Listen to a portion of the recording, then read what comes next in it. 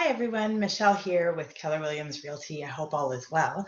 So I just wanted to give you an update on what has been going on with the mid-April review. So Toronto Real Estate Board came out with the stats on what's happened mid-April. So this would be the first 17 days in April regarding real estate and since the COVID-19 pandemic. So when it comes to see here, home sales. We had 1,654 home sales, which would be a decline for us in our typical spring market. If we went year over year, we would see that that was somewhere around a 69% decline in terms of how many transactions were done. New listings, when we look at new listings year over year, we had 3,843 new listings, and that would be down by 63.7%. So once again, not as much inventory coming in, which is then leading to not as many transactions that are happening.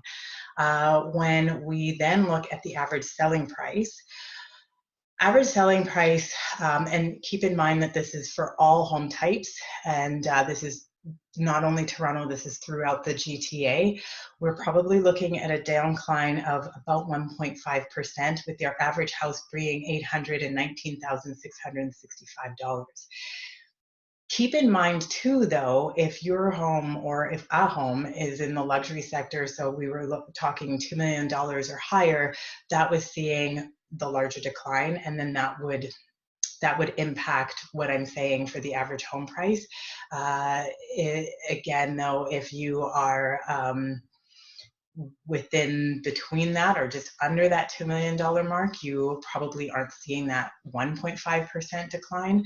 But yeah, we are seeing that happen. So less inventory, less transactions, and depending on really where you are and what sector you're in, we are seeing a little bit of a difference there with our home values.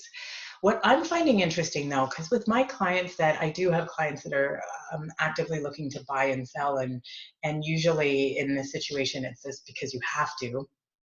And as I'm paying attention to the areas that they're looking at, I am seeing that the homes that I'm watching are selling. They're not selling as fast as they normally were, but for the inventory that is out there, when I'm looking to see, okay, what happened with this home and what's the journey been, they're showing now sold conditionals and sold firms. So I find that interesting, and a little bit refreshing, just because I'm not seeing everything just sit there and not move. It's showing me that there are some buyers that really do have to buy, and there are sellers that really have to sell. So the next question I get a lot is, okay, so I really do have to do this. Now what do I do? What does this look like? How do I go through this journey and the transaction? For those who have to sell, yeah, there's going to be some differences. You're not going to have an open house. You may do a virtual open house. Your agent would do that. And in terms of showings, if you are allowing showings, there's probably going to be a showing agreement in place, meaning that agents that are coming through, bringing their clients in to see your home, are agreeing that yes, we're going to wear masks, yes, we're going to wear gloves, yes, we're going to use hand sanitizer, and then there's going to be a little bit more put on that seller. So please keep, all your doors open, so that a buyer, a potential buyer viewing your home, wouldn't have to open up doors or touch anything more than they would need to. Please turn all the lights on prior to having that showing happen. And it's just to make sure that the measure of everybody's safety is there. And then again, buyers, be prepared. You're going to wear masks, you're going to wear gloves, and that would be to ensure everybody's safety.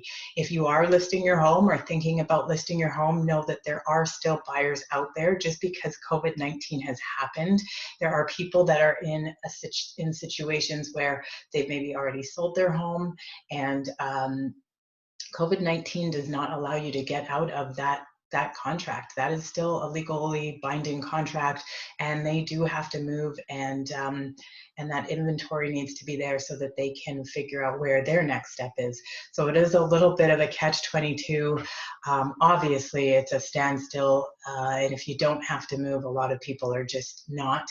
But if you do have to move, then be prepared that these are the different measures you'll have to take. There's more virtual tours, and then there's live open houses that will happen for sellers. And then, of course, like I said, that showing agreement just to make sure that everybody's walking into your home and staying safe. I am also getting investors saying is now a great time to buy. And the answer is just based on what I'm saying. If you look at the inventory and inventory is low and transactions are low, and if you can find something that makes sense and you're able to do that and you have the job stability and it works, then I mean nothing would really stop you from doing it at this time. It's a little bit more obviously the fear and the safety that people are experiencing that's really stopping the standstill. Social distancing is so important right now, and as always, everybody wants to put their health first. But if this is something that you're interested in, and I've been getting a lot of those calls, then please feel free to reach out. We can have a little bit more of a talk. I hope that helps you understand what's happened for mid-April. And as always, we will be in touch next week. So stay healthy, stay safe, and I'll talk to you again soon. Bye.